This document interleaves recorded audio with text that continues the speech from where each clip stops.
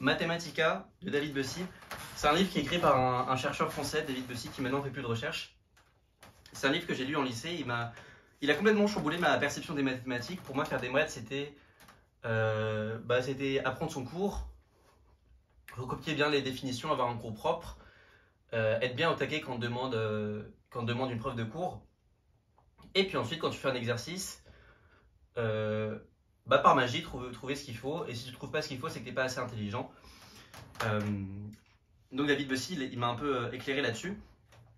En fait, pour lui, les maths, ça a deux versants. Il y a un versant qui est formel, qui est justement ce que t'écris, les équations que tu écris au tableau.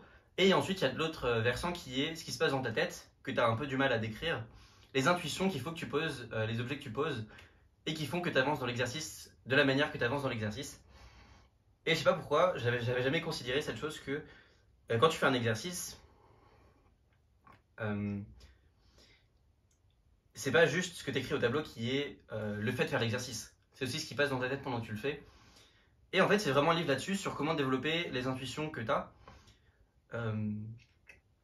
Par exemple, il y a un exercice qui m'avait chamboulé, c'est David Bussy disait que quand il était en prépa, ce qu'il faisait, c'est que il fermait les yeux et il essayait de visualiser, comme en troisième personne, comme s'il marche dans la rue, il voit un projecteur et il se dit à quoi ressemble la rue par le biais de ce projecteur, et il ferme les yeux pour faire ça. Et ça m'avait chamboulé que ça pouvait être un exercice qui pouvait te faire être fort en maths, parce que pour moi, fallait juste connaître plus de trucs qu'un autre. J'ai un peu du mal à l'expliquer aussi bien qu'il le fait.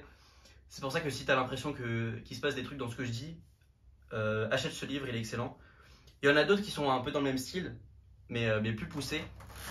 Celui-là, c'est un peu l'introduction. Mais j'ai beaucoup aimé la partie 1 de Récolte des sommeils de Alexandre Grothendieck. C'est un livre où il parle quasiment exclusivement de ça, parce que Grothendieck, c'est pas quelqu'un qui a suivi des cours.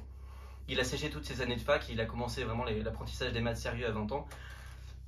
Mais ce qu'il aimait, c'était explorer les maths, se poser ses questions à lui et y répondre. Par exemple, il a complètement redéfini l'intégrale de Lebesgue parce qu'il se posait la question de qu'est-ce que c'est que définir un volume. Donc ce que je veux dire, c'est que dans ces livres-là, tu vois que les maths, c'est plus que des connaissances. Il y a tout cet aspect de essayer de découvrir ce qu'on ne comprend pas. Et surtout, il y a l'aspect de arriver à voir qu'il nous manque un objet. Par exemple, il y a une phrase dans le livre où il dit que un mathématicien, qu'avant, à une époque, on ne considérait pas que les nombres étaient infinis. Il y a certaines cultures où il y a un mot pour 1, il y a un mot pour 2, mais il n'y a pas un mot pour 3. Et dans ce livre, il dit que être mathématicien,